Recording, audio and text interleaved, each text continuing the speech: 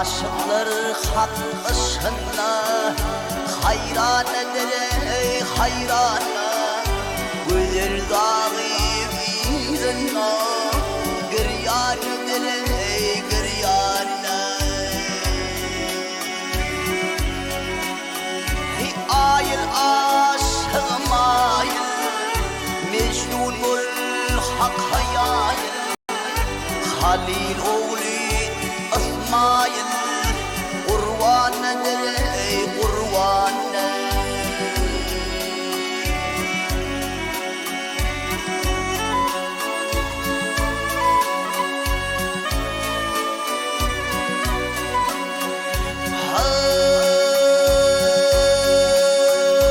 Kurdağında durunur Nice gayet yerinler Cemalini görünür Hirmanıdır ey hirmanı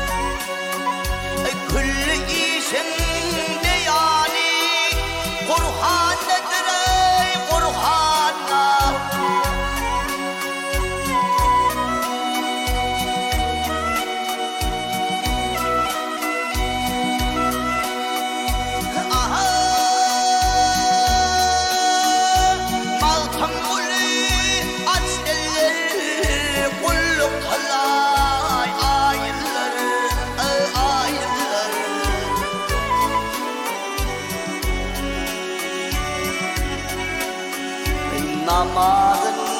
koyun kullar armanıdır ey armanı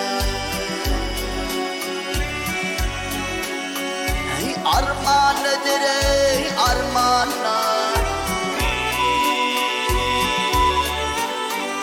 Erte kulluk sığ kullur armanı